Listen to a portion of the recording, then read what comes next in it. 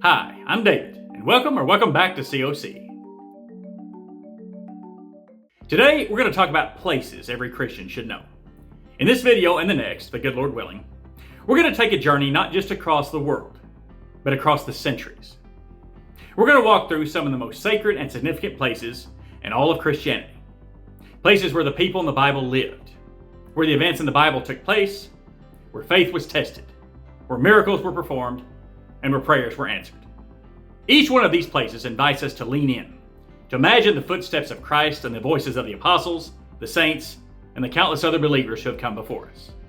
When we visit these places, we're reminded that our faith is not just an idea or a philosophy. It is rooted in time and place. And if you ever get the opportunity to go on a mission trip or a pilgrimage to visit one of these places, do it. So what are they? What are some of the places every Christian should know? Well, this is by no means an exhaustive list, but here are some of the most important ones. There's no better place to start with than Israel. Israel is the very birthplace of the gospel. Now, I'm not going to mention every single holy site in Israel because that would be a video all by itself, and one of these days I may do one, but I'll just hit the highlights for now. I'm also not going to mention all the specific holy locations in Israel. Places like the Dead Sea, the Sea of Galilee, the Garden of Gethsemane, the Mount of Beatitudes, and the Mount of Olives. The reason for this is because while these places were the location of some monumentally important events in the Bible, not all of them have a specific site where the important events took place. Hence, we're only going to talk about the most important sites in Israel. First up is the Church of the Holy Sepulchre, located in Jerusalem. This is probably the holiest site for Christians in the entire world. In the 4th century, there lived a woman named St. Helena. St. Helena was a devout Christian and just so happened to be the mother of the Roman Emperor, Constantine. At one point, Helena made a pilgrimage to the Holy Land and visited some of the historic sites where major events had taken place in the life of Jesus. One of the spots she visited was Mount Calvary, or Golgotha as it's sometimes called, the place where Jesus was crucified. But when Helena got there, she was mortified to discover that a pagan temple had been built there. Helena convinced her son, Emperor Constantine, to tear the pagan temple down and build a church there instead. The church today houses two sites that were monumentally important in the life of Jesus. The place where Jesus was crucified, Mount Calvary, and the tomb where he was buried, the actual tomb of Jesus. Centuries of wars and restorations have definitely left their mark, but Christians continue to gather there to celebrate the resurrection, the most important event in the history of the world. Next up is the Church of the Nativity. Located in Bethlehem in the West Bank, the Church of the Nativity marks the exact spot where Jesus was born. When St. Helena visited the Holy Land, one of the other places she visited was Bethlehem. Helena was so moved by the experience that she convinced her son, Emperor Constantine, to build a church there, right on the exact spot where Jesus' manger had been. Beneath the main altar today lies the Grotto of the Nativity, where a silver star embedded in the floor reads, "Here Jesus Christ was born." The church's simple stone exterior contrasts with its spiritual power, symbolizing how Almighty God, the Creator, became one of His creations. Next up is the Church of the Annunciation. Located in Nazareth in the West Bank, this is where the Archangel Gabriel appeared to the Virgin Mary and announced that she would conceive and give birth to the Son of God. Built over the traditional side of Mary's home, the lower level encloses the Grotto of the Annunciation, where the angel's words, "Hail Mary, full of grace," are said to have been spoken. The walls of the church are adorned with mosaics of the Virgin Mary, donated from all over the world, reflecting the universality of her crucial role in salvation history. Next up is the Church of St. Mark. Located in Jerusalem within a monastery, this is the site where the Last Supper took place and where the Holy Spirit descended on the day of Pentecost and the church was born. This church's ancient, intimate atmosphere connects visitors to the earliest days of the church. Standing here feels like stepping back into the book of Acts, a reminder of the church's humble beginning and its enduring mission. Next up is the Chapel of the Ascension. Located in Jerusalem, this was originally a church but was later taken over by Muslims and converted into a mosque. However, people of all religious faiths, or none at all, are still allowed to visit here. It marks the exact spot where Jesus ascended into heaven, 40 days after his resurrection. Inside, there is a small shrine that houses a rock believed to bear the imprint of Jesus' right foot. Next up is the Chapel of the Shepherd's Field, located near to Bethlehem in the West Bank. This commemorates the field where angels appeared to shepherds to proclaim the birth of Jesus. Frescoes inside depict the angelic announcements and the shepherd's journey to Bethlehem. It reminds us that the message of Christ is for all people, no matter their status, because don't forget, the very first people to hear the good news were not kings or scholars. They were shepherds. Next up is the Temple Mount. Located in Jerusalem, the Temple Mount is sacred to Christians, Jews, and Muslims. For Christians, Jesus' presence in the temple here as a child and his cleansing of it as an adult give this site profound significance. And speaking of the temple, one of the important things located here is the famous Western Wall, or Wailing Wall, a remnant of the Second Temple that was destroyed by the Romans in AD 70. Many Christians visit here to reflect on God's faithfulness and the fulfillment of his promises through Christ, the true temple of God. Next up is the Via Dolorosa. Located in Jerusalem, the Via Dolorosa, or the Way of Suffering in Latin, winds through the narrow streets of Jerusalem's Old City, tracing the traditional path Jesus walked to his crucifixion. Beginning near the Antonia Fortress and ending at the Church of the Holy Sepulchre that I mentioned earlier, it passes through 14 stations of the cross that mark key moments of Jesus' passion, all the way from his condemnation by Pontius Pilate to his death and burial. Walking the Via Dolorosa is to walk beside Christ in his suffering, to remember that redemption came through real blood, real pain, and real sacrifice. Next up is the tomb or the cave of the patriarchs. Located in Hebron in the West Bank, this is one of the most ancient and revered holy sites in the world. The Bible tells us in Genesis chapter 23 that Abraham purchased this cave as a family burial place, and it later became the resting place for him and his wife Sarah, their son Isaac and his wife Rebekah, and their son Jacob and his wife Leah. This sacred ground connects the faith of Abraham, the father of nations, to the lineage through which Jesus was born. It also stands as a powerful reminder that the gospel is rooted in the promises of the Old Testament, and that God's plan for salvation has always been unfolding. Next up is the Tomb of the Prophets. Located in Jerusalem, this is the ancient burial site traditionally associated with the Old Testament prophets, Haggai, Malachi, and Zechariah. Carved into rock, this tomb dates back to the 1st century BC, and it includes numerous chambers and passageways.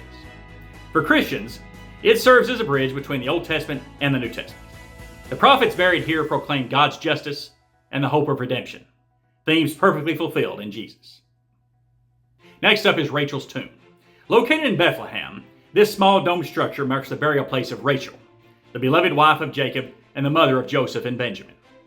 Though the site is revered by Jews and Muslims as well, it holds deep meaning for Christians as a place of compassion and remembrance.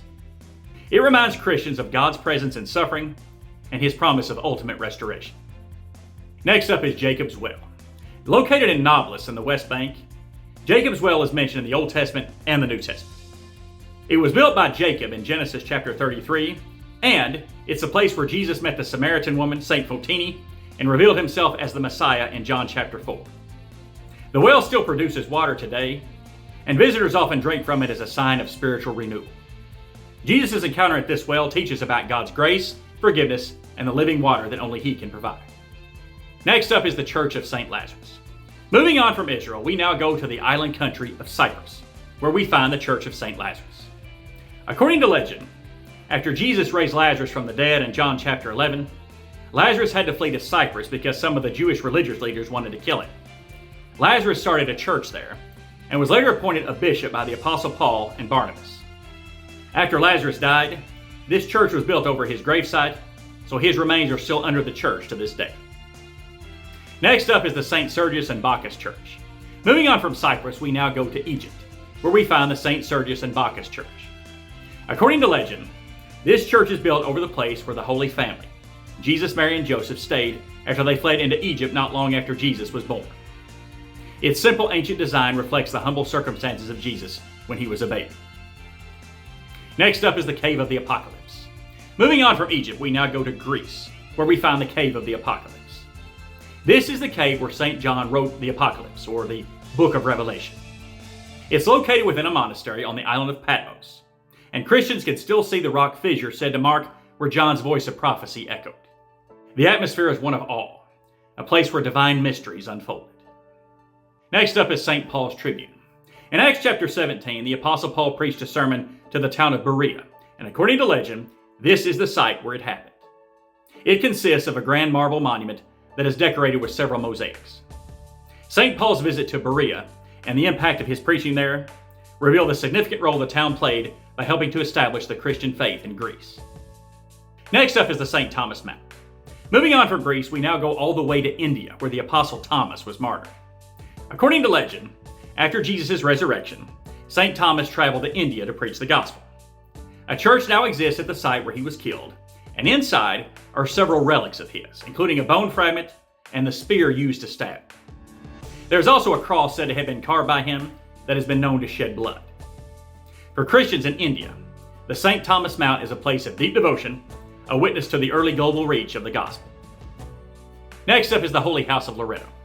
Moving on from India, we now go to Italy, where we find the Holy House of Loreto, also known as the Holy House of Mary. According to legend, this is the very house where the Virgin Mary lived in Nazareth, and where the Archangel Gabriel appeared to her and announced that she would conceive and give birth to the Son of God. So the Church of the Annunciation that I mentioned earlier was built over the site where the Annunciation happened. The Holy House of Loreto here is the actual house it happened in. And the reason it's in Italy and not in Nazareth is because also, according to legend, it was miraculously transported to Italy by angels. The house is enclosed within a grand basilica, and several miracles have been reported to happen here. Next up is the Basilica of St. Paul outside the walls. Located in Rome, this church was built over the tomb of the Apostle Paul.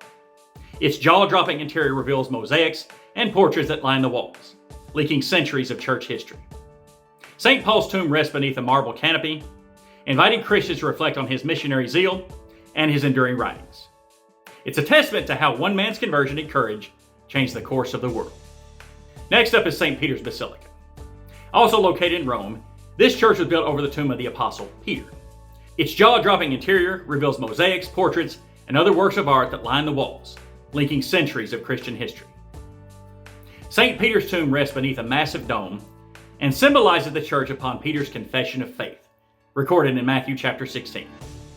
Christians from all over the world come here to honor the rock upon which Jesus built his church and promised that the gates of hell will not prevail against it. Next up is Bethany beyond the Jordan. Moving on from Italy, we now go to Jordan, where we find Bethany beyond the Jordan. According to legend, this is the exact spot where Jesus was baptized by St. John the Baptist before Jesus started his public ministry. This is a significant pilgrimage site for Christians, because not only can you visit the spot where we believe Jesus was baptized, you can also get baptized there yourself. Next up is the Chapel of St. Ananias. Moving on from Jordan, we now go to Syria, where we find the Chapel of St. Ananias. According to legend, this chapel was built on the site where Ananias lived and where he baptized the Apostle Paul in Acts chapter 9.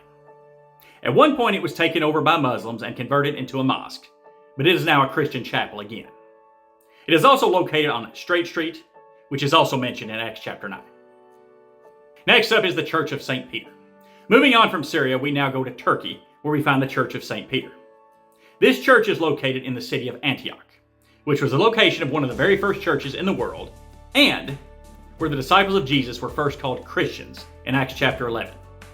According to legend, the Apostle Peter established this church and served as its first bishop before he moved to Rome. It largely serves as a museum today, but worship services are also still held there. Next up is the House of the Virgin Mary. Nestled on a mountain near the city of Ephesus, this modest stone house is believed to be the final home of the Virgin Mary. According to legend, she moved here after Jesus' ascension into heaven and was taken care of by the Apostle John. Both Christians and Muslims venerate this house as a house of prayer.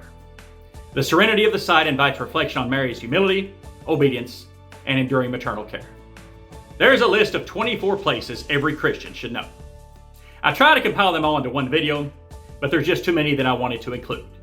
So, that's why there's going to be a part 2. And I know that these are only very brief descriptions which don't do them justice, but hopefully it whets your appetite to look into them more. I hope you enjoyed this, because that's all I've got for now. Be sure to like, share, and subscribe. Stay faithful, stay devoted, and stay convinced of Christianity.